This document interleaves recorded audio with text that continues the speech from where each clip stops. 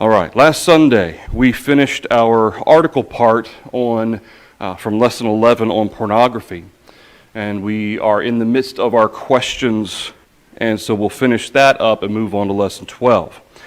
We discussed why pornography is dangerous, talking about how it corrupts the mind and the heart. It causes our mind to lust after things of the flesh, and of course our mind is supposed to be on things of heaven. We talked about some of the forms of pornography in present society. Of course, there's internet, there's books, and not just explicit necessarily either. Part of one of the things our article talks about is the presentation of lustful content, regardless of whether it's explicit or not. And certainly that can bring about lust. Ultimately, for the Christian, in terms of pornography, anything that is intended to bring about lust can be a form of pornography. And so certainly that is presented to us all the time, whether it's in books, on TV, TV shows, movies, going to Walmart, going to the gas station, things like that happen a lot, and we have to be prepared for it. Number 3, why do we need to control what goes into our minds? Why is that important?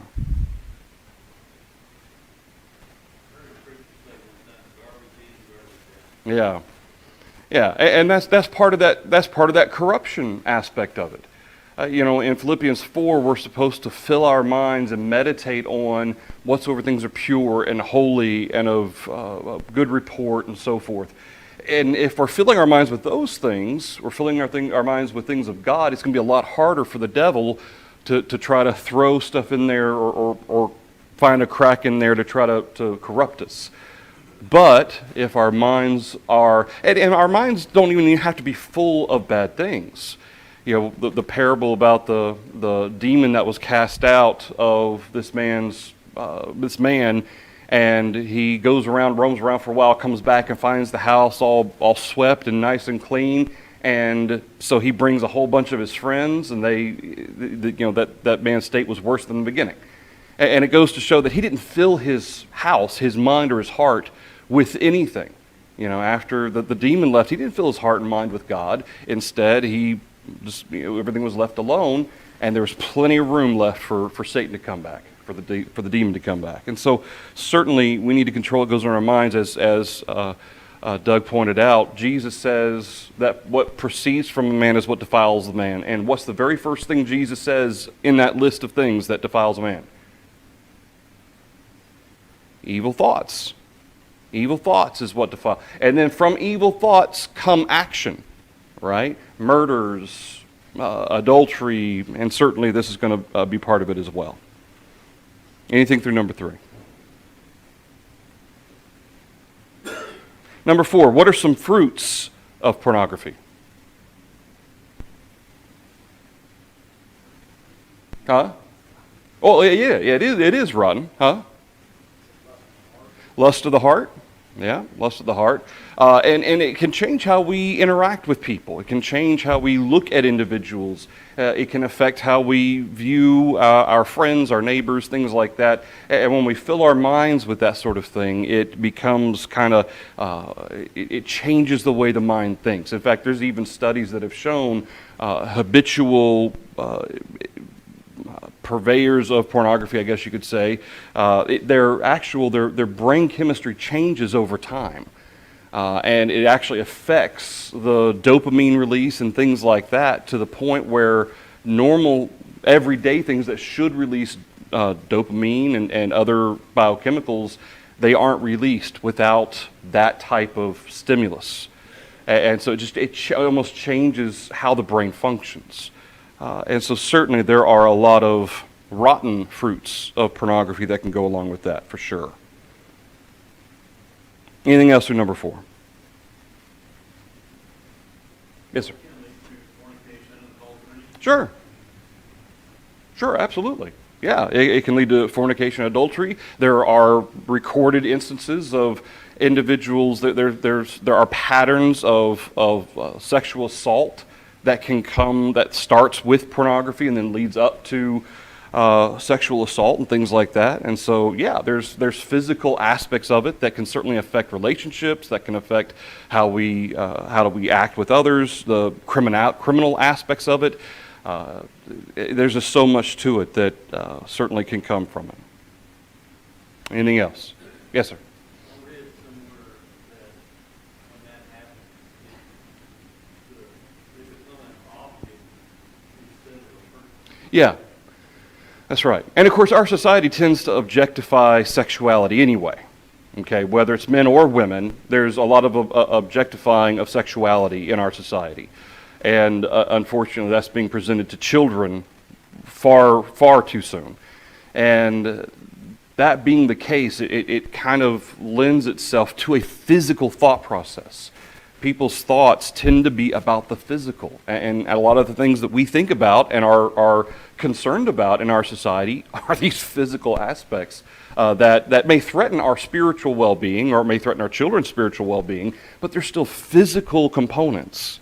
And if we're not careful, that can distract us from making sure. I read I think it was a written sermon, maybe. I forget where I read it, but there was a preacher who either wrote an article or wrote a sermon, and I read the outline. But he mentioned the fact that it's not just about denying that which is evil. Okay, certainly that's part of it. We are to flee unrighteousness, flee godlessness. But Paul also tells Timothy, flee these things, but pursue what? Righteousness, holiness, godliness, things like that, things that are of God. So it's not just about trying to keep out all the sin and all the temptation and physical aspects of this world. It's also about pursuing the spiritual things. And if we're not careful, sometimes we get so distracted by the dangers that are in our society. And there are dangers in our society. We have to be prepared for those. But if we get so bogged down in trying to keep out those things, we're not focused on pursuing that which is righteous and holy and pure, namely pursuing, for instance, the studying of God's Word. Filling our mind and our hearts with that rather than just concern about what's going on in our society and the dangers that are there. Anything else with number 4? I was just thinking, I just had this flashback about, this little bitty playing in the front yard, two rocks on a piece of paper went flying across the yard. Somebody picked it up. Well, somebody had thrown out their next thing magazine. Oh, no. So, loss of innocence. Yeah. Happens. You think you're throwing your garbage away, Yeah. but a kid, they didn't know better, what but Yeah. still, it's a loss of innocence. Yeah. And the Bible talks about causing little ones, stumble, or the verse is about be sure your sin will find you out. Yeah. You can try to hide it, you can throw it in the trash and do whatever you want, but somebody is still going to get picked up possibly. Yeah. So it's a trickle down. It is. Yeah. Yeah. Children And a lot of times we think we know the consequences of our actions, or we can anticipate possible consequences. But there are a lot of consequences we can't foresee.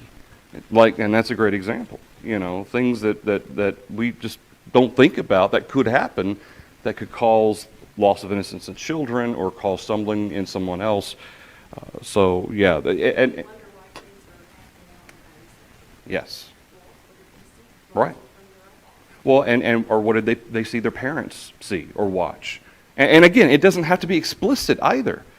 This stuff is in TV shows, it's in movies, and whether it's lustful imagery or the depiction or even discussion of sexual encounters, fornication is prevalent throughout every TV show pretty much.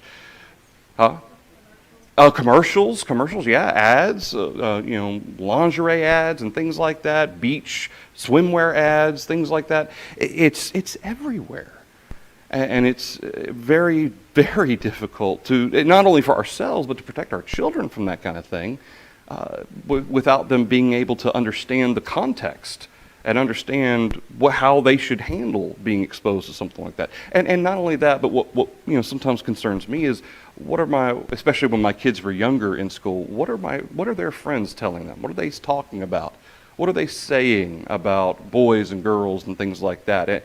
And especially today, we have to, and I've mentioned this before, we have to expose our kids to what God's Word says on sexuality and pornography and things far younger than they should be exposed to it. And yet, we have to, because we don't want the first thing they hear to be what Satan's putting in their heart. We want the first thing they hear to be what God says, so that they know to recognize that which is wrong and sinful when they hear it or see it. Anything else on number 4? Yes, sir. I know we've talked about pornography and the recent push seemingly for that justifying divorce. Yep. Kind of on the flip side of that, though, there is a God-given outlet for Yeah. our sexual desires, right? Sure. Within the confines of marriage, obviously, and Paul talks about it. He addresses that. Yeah. 1 Corinthians 7, Hebrews writer, and Hebrews 13. But I think the point I'm trying to make is, let me clarify from the start, I'm not trying to justify pornography. Right. But if the spouses within a marriage are not fulfilling their God-given roles, again, I'm not justifying pornography, Right. but it can lead That can lead that. to, sure. And so often we see that individual who's gone to something like that, and we say, what a bad person. Agree, it's a sin. Yeah. Clearly, not trying to justify it. But there can be causes for it that are just as wrong Sure. in God's Word that lead to sin, leads to more sin. Sure. Absolutely. A lot of times we fail to see the cause for sins happening. Right.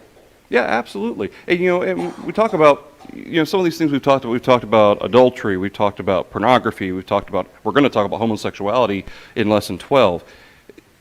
Ultimately, when it comes to sin, sin is sin, right? Whether one is a habitual liar or a habitual fornicator. As far as God's concerned, is there any difference? No.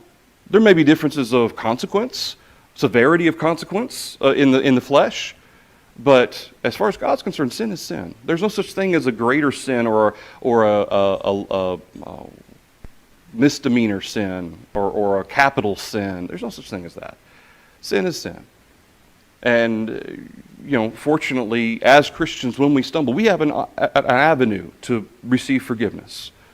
All right, making it a habit, making it a lifestyle, that's a major issue. Not that sin, stumbling one time isn't an issue, but making one sin turn into 10, 20, 30, 50, a lifestyle of it, that's a big difference.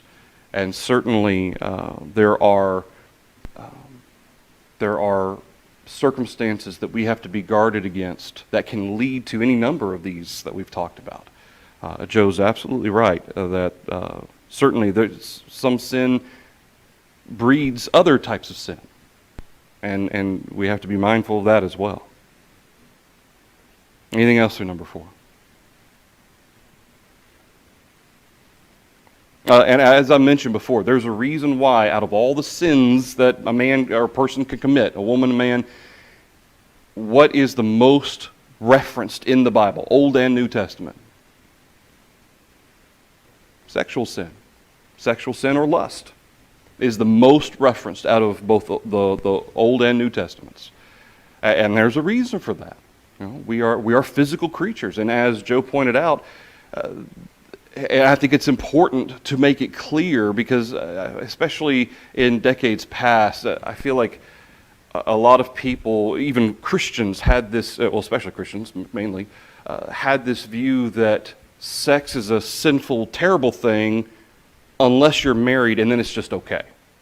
As opposed to being the sexual relationship being a beautiful thing, a wonderful thing, a holy thing that man takes and perverts. Because God created man and woman. In fact, the very statement in Genesis about how the man will leave his father and mother, cling to his wife, the two shall become one flesh.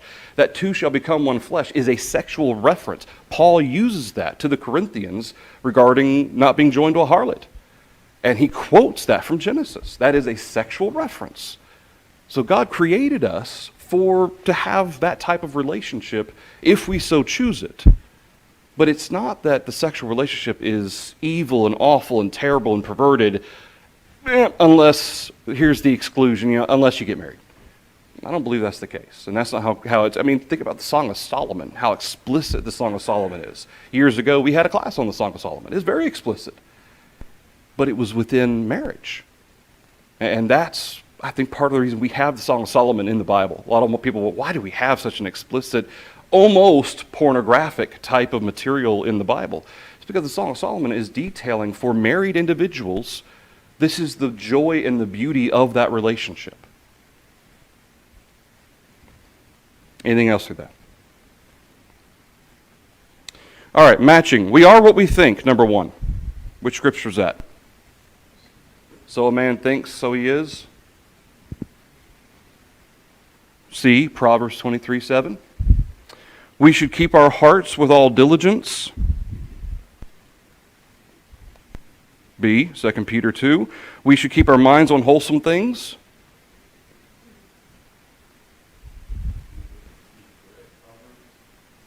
Proverbs 4 is... Oh yeah, Proverbs 4 is D. I'm sorry, D. Proverbs 4 is keeping our hearts with all diligence. That's right. 3 is E, Philippians 4:8. Number 4, keeping ourselves pure. A, 1 Timothy 5. We should not return to filth of the world. B, 2 Peter 2:20. That's right. Anything through those? All right. So these last 5 questions here, the agree or disagree. Remember at the very beginning of this study last Sunday, I said I was a little uncomfortable with some of the mingling of political/patriotic elements to a spiritual discussion. And some of that is also included here in these questions. So I just want to preface that. Number 1, to ban pornographic material would take away our freedom of speech, so censorship is against the Constitution. Yeah, Gilbert. Since it's down here in this question where we bring up the word context again, what is the context of the Constitution? The same Constitution also says we have free speech, but if you go into a courtroom and start cussing, the judge will fine you for contempt of court. Yeah. Freedom of speech does not mean you get to do what you want anytime you want. Right. Even though the Constitution says freedom of speech. Same thing. Yeah. Yeah. Now, pornography in and of itself, as an expression of free speech, our society and our courts have said that applies. Fine. Okay. Regardless of whether it was ever approved or is approved under the Constitution, to me, isn't even a consideration. Because do you think pornographic type material has existed? Has anybody seen or read articles about Pompeii? And how material, how worldly that city was. That was covered in dust from the explosion or the eruption of that volcano. And they're finding more all the time, just how worldly that place was. And the depictions that were on the walls were pornographic. Okay, so to me, I don't like this question because it doesn't matter. It doesn't matter if it's talking about censorship and so forth. If our courts say that it's an expression of free speech and whoever wants to consume that material can, fine. It doesn't matter. People are going to have it regardless. I don't care. That doesn't make it any less okay. And I think the point of the question that they're trying to make is that that the Constitution and our country should ban pornographic material. Okay, and it is banned in some countries. Fine. That certainly does not keep people from engaging in that type of activity or behavior or material for that matter. Would I love for our country to have all kinds of other and different moral laws that kind of assists us in being Christians? Sure, that'd be wonderful, but it doesn't. That doesn't mean we can't try to elect people who might stand for those values, but in the end, it doesn't make any difference. It's irrelevant. We're still called to be Christians. Think about the Romans and the types of behavior they were engaged in and how our past brothers and sisters in Christ had, for instance, the brethren in Rome, the types of things they were exposed to in their society. That didn't make it any or easier for them to be Christians, yet they still had to be faithful in the midst of it. Gilbert? I agree with what you're saying. It really is irrelevant, but what I think this author is wanting us to see, we have to meet people where they are. Sure. And if someone is coming to me with number one, I've got to meet them where they are. And Sure. just saying, oh, you're irrelevant, what you're saying is irrelevant. I need to be able to meet them on the idea table and say, hey, our founding fathers put in God we trust on our money. Yeah. The Constitution has religion in it, and the Constitution is trying to say you cannot talk about the government, you can't do treason, you can't do, there's a thing that the Constitution is talking about Sure. under freedom of speech, but it's not porn because those guys were religious. Yeah. So that's how I would meet that person with the context of the Constitution. Sure, absolutely. In fact, that debate is raging today about original intent versus modernizing the Constitution and more modern interpretations and things like that. And that's part of the Supreme Court issue, is you've got the originalists who read the Constitution the way it was intended versus those who want to kind of be progressive and change it. That's the debate that constantly rages. And you're absolutely right. If somebody comes and says, well, pornography should be fine because the Constitution allows it. Well, okay, well, and as Gilbert said, do you think that's what those founding fathers intended? Do you think that's what they were thinking when they put in the aspect of freedom of speech? No. But going further, regardless, even if the founding fathers did intend that, okay, let's say they did, that doesn't make it okay. We still have to go with what God says. Talking about it, you're in a different place. Right. It's a different conversation, and I'm on board with what you're saying. Right, absolutely. Joe? I want you to look at that, some principles. We have to obey God rather than man. No matter what principle man passes in any level of legislation, Right, that doesn't make it right or wrong. right. God determines that. That's right. Anything else for number one? Number two, pornographic materials lead to crimes such as child abuse, rape, homosexuality, etc. It can. Okay, it doesn't always, but it can. Sure. Yeah, it absolutely can, and especially for children who are exposed to that at a young age and then consume that at a high level. Studies have shown just the mind, and again, the change in their neurotransmitters and the brain chemistry, it really affects them as they age.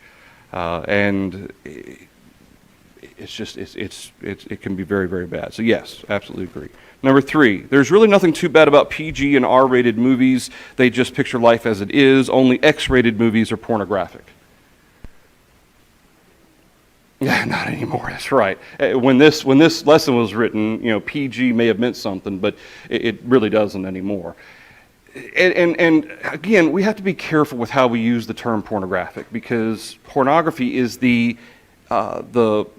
explicit depiction of sexual interaction, sexual relationship. Obviously, not all movies depict that, and granted, most movies or TV shows will discuss it, fornication, things like that. But I think our lesson writers using the term pornography in a wide range to cover a lot of kind of lust type of concept. Pornography itself is not necessarily just, it's not as broad as just lust. It is literally the explicit depiction of, either in written or in picture form, of a sexual relationship. And so, no, I don't think PG movies are in that way pornographic, but if there's discussion of things that could bring about lust or discussion of homosexual or fornication, things like that, I think that's what our writer's kind of intending there. Yes, ma'am.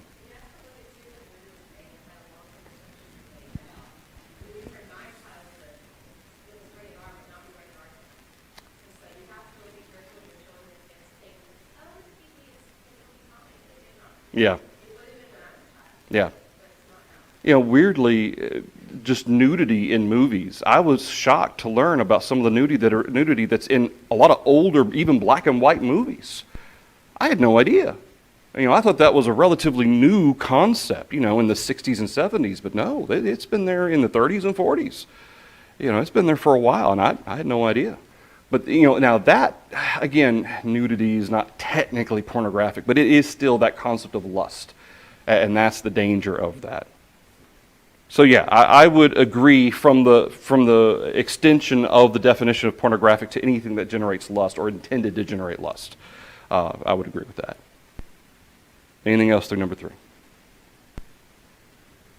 Number 4, pornography is only in the mind of the beholder what one person may consider a work of art, another may consider pornographic. This is actually a very common argument.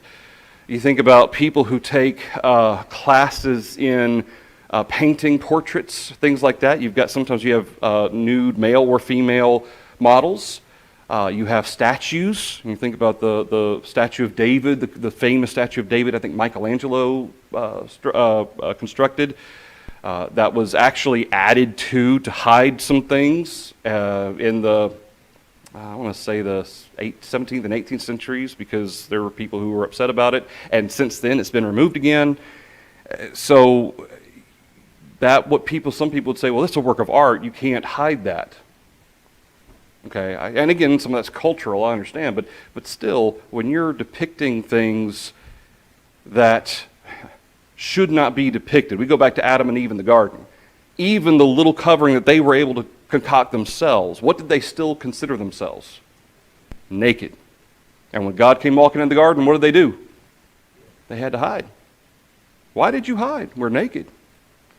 Okay, so even what I would say, what would probably amount to a bikini, or maybe even more than what a bikini would be today, or swim shorts or whatever, covering the important bits, as our society would put, that didn't count as covering. God made them coverings that were modest and weren't considered naked. And so certainly depicting that type of stuff can still generate lust. And it may be considered a work of art, but does that make it any less of a thing that God would consider naked? Throughout the Bible, nakedness is considered a bad thing. I mean, in fact, in Revelation, Jesus talks to the church at Laodicea and just talks about the sin of their nakedness, which was spiritual nakedness. They were not clothed in righteousness. They were not clothed in holiness. And he talks about the sin of their nakedness. Nakedness throughout the Old and New Testaments is considered sinful. I forget which son of Noah saw his father's nakedness, and that was a big deal. You know, and it doesn't necessarily sound like it was on purpose or anything. It was just an accident, but it was a big deal anyway. Nakedness is always bad. And so just because you call it a piece of art doesn't make it any less, from our writer's usage, pornographic or generating of lust. And so that just because it's a male model or a female model and you're painting them and it's academic, whatever, that doesn't change anything. That doesn't change a thing. I guarantee you there are probably a lot of art students that go into art maybe to go see those models. Who knows? But it's not something that we're supposed to be involved in. Gilbert? That's like society tries to take a cloak and say, hey, since it's art, it's all right. I happen to like some art. I'm fascinated, as you just mentioned, by sculpture. So this is much easier to me when we substitute. Take out pornography. Let's go all the way and put in murder. Michael, if I anger you and you Yeah. get an axe and you come kill me, and someone in the room is great at sculpture and they make a sculpture of you hacking me apart with an axe, does that make murder okay? Because the sculpture is pretty? Yeah. And it's, oh no, that's absurd. Okay, so the fact that it's art or good art doesn't make the sin okay. Yeah. So it's the same thing now with sexuality back in there. There's laws about, as Joe already pointed out, what God says that can be done. Absolutely. The fact that it's art or good art, Michelangelo, Yeah. doesn't make the sin okay. Right. Absolutely. And you know, these sculptures and things like that, I don't know of any, at least antiquity sculptures that, at least what we would call classical, are literal depictions of pornography. But they are certainly, can generate lust. And that's the issue here. And I think that's what our question writer is getting at, is that they are, whether they're intended or not, they can generate lust. And again, that's not going to keep people from doing it, and that's fine, but still, we have to be guarded on that and not lie to ourselves and say, you know what, somebody comes to my house and they see, you know, pictures of naked David, the statue of David, or what's that, the goddess Diana, the statue of the goddess Diana, somewhere, and I think she's naked. You see that type of depiction in my house. Is that gonna be a good example for me trying to be, promote holiness in my home, promote holiness among my brethren? No. But I can't just say, well, my excuse is, well, it's a work of art. Okay. Yeah, sure. Anything through number 4? All right. Number 5, and again, this is another one that I have a bit of a problem with. We should take a stronger stand against pornography. One way to do so is to boycott businesses that promote it. I think it's ironic that even though this lesson is very, very old, this is very applicable given what's happening recently, if anybody's aware of some of the stuff going on.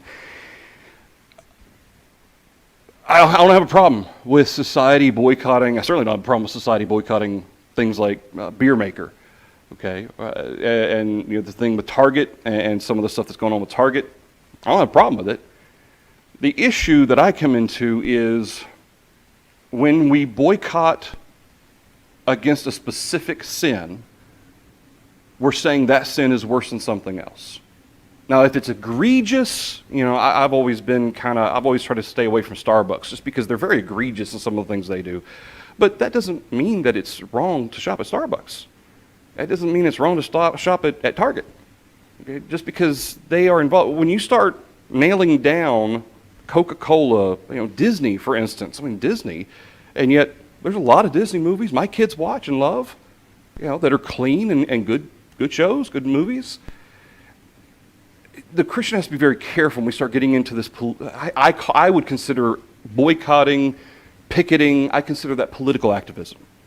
Okay? Because in the end, yeah, we can be involved in that, and I don't have a problem with it as citizens. But from a spiritual perspective, if we're going to boycott businesses that are somehow involved in pornography, lust or generation of lust, whatever you want to call that, are we going to boycott every company that is involved in any kind of sin? We may not know it, but we do have choices. We do have choices. So it's okay. It is. I'm not saying it's wrong. I would boycott if it bothered my conscience. Sure. to shop there, you should. Sure. Yeah. And if you have a better option, you should go for it. Sure. And anybody that starts their own business in response to that sin, I'm gonna back them. Yeah. Absolutely. I won't buy the what's that? The beer for right-wing dads or the beer for conservative. I don't know. I forget what it's called. I'm not gonna buy that. But I do laugh about it. I think it's funny sometimes. I don't think the beer's funny, but it's funny that that kind of reaction is being had. But having said that, those are personal choices. Okay? The way this question suggests is that for spiritual activism, we need to boycott businesses that promote sinful things. You're talking about like as a church? Yeah. Church should boycott? Yeah. And I don't believe that. Well, and that's the thing. And even spiritual activism in itself, like picketing outside of an abortion clinic, I don't believe that's right. I don't believe that. Well, I say that's right. I don't believe that's first of all effective, and second of all, you're standing with a bunch of people who have signs. God hates people who have abortions or doctors who give abortions, whatever. To me, it sends the wrong message. That's not going to help anybody. It's not going to change anything. Okay, having a conversation with somebody, studying God's Word, that might change something, but I don't think picketing, especially when picketing and boycotting in our society has a political connotation to it. We just have to be mindful of the fact that we're not being hypocritical in our application of what's worthy of boycotting or picketing and what's not. Okay, pornography's bad. Okay, well, is it any worse than beer companies? Shouldn't we, and of course, I think hopefully we all boycott alcohol companies, but should we go picket against beer companies? We'd be picketing 24/7 if we start going through the list of all the companies that are either involved in the promotion of sinful things or themselves support organizations that are involved in sinful things. Where do you draw the line at? Again, if a person wants to picket, they want to boycott on their own, that's fine. Matter of conscience, you're political. But when it comes to spiritual thing like that, don't think you're doing that. We need to be careful not to think we would be doing that for God somehow. I think the better way to do that would be to sit down and talk to people. Sit down to study with somebody. Try to have a conversation that can change minds. Picketing's not going to change anybody's mind. It's just going to polarize the issue. Again, from a citizen perspective, we have a right to boycott. Like Lisa said, we have a right to choose. Choose. Okay? And if your conscience is offended by anything that Target does or Starbucks or whatever, then don't shop there. You have that choice. You have that right. But to suggest, and again, and maybe I'm taking this the wrong way, but question 5 to me is suggesting that the writer thinks that Christians as a whole, churches as a whole, should be boycotting or in some way activist type of involvement against any business that has anything to do with sin. Because to me, that's how it would have to be. You can't just pinpoint pornography and say that's the worst thing. We would have to do, I believe we'd have to do it all of it to be equal. Well, in this day and age, yeah, everybody's a sinner. Yep. That's true. But there are companies that are insisting that you accept the junk Yeah. you're throwing out. We don't have to. No, we don't. So taking a stronger stand, yes, we can. And we can be selective in what we, But not every business is so verbal and in your face. Right. That's what I mean. Yeah. We can say, I'm not going to support this. right. Sure, this Walmart may be just as bad at the top of the chain as Target, but maybe they're not saying, Putting it in your face. hey, it's right here on display when you first walk in. Right. And Yeah, and see, and that's the thing. That's why I say in some cases you've got egregious examples. And I'm not going to go into all the details about Target. If you're interested, you can look it up. But that was in your face. And before they changed some things, it was right in front of the store even, some of these pride displays. And so people walking in were very offended. And so, I mean, I'm glad that they made some changes to some of that. But still, I for that reason, I'm thinking to myself, I'm not going to go to Target at least until some of that goes away. Because I don't, first of all, want to make it look like I support it. Okay, that's a personal choice, though. That's not necessarily even a spiritual choice. It's a personal choice, and a conscientious choice. Not because God says I should, or because our lesson writer thinks that that's what we should do, but that's a personal decision that I have. Go ahead, Cindy. so in the Target specifically, the thing that was really hard for me, it wasn't just the displays, it was the things that they're putting on. Children's clothes, yeah. And swimsuits and things like that. Yep, And yep. pushing it so strongly. There was. And kids see that, kids read that. They see that. But the thing to me that was interesting was as soon as there was backlash and they lost a huge amount of money, so we had a lot of Christians that were standing up to it. What did they do? Yeah, They changed it. yeah. So I feel like being a part of that, hey, I'm not going to support Target and do that. At least it can- That's just that change. Sure. At least in what our kids are being, Sure. exposed to. Absolutely, absolutely. And I'm not in any way, don't misunderstand, I'm not in any way saying we shouldn't or can't use those types of avenues. I'm just against the suggestion that in order to be a good Christian, you need to boycott. To me, that's how I took this question, was in order to be a proper Christian, you need to be boycotting companies that are involved in things like this. Well, I've been a lifelong boycotter of beer companies. Does that count? Well, beer's not as bad as pornography. See, to me, that's where my mind went when I read this question. So again, I think boycotting, especially when it comes to, a lot of times money speaks, right, in our society, and companies pay attention to that.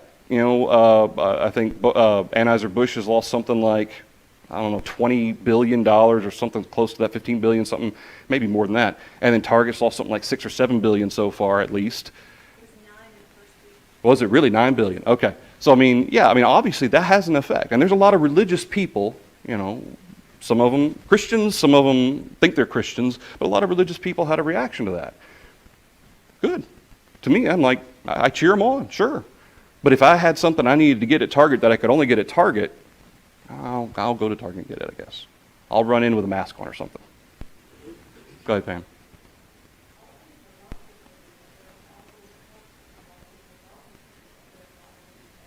Right.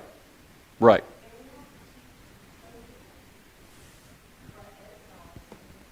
Right. Sure. Yeah.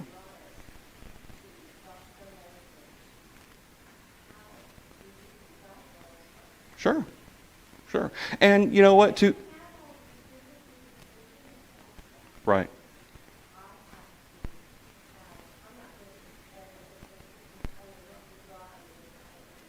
Yes. Yeah.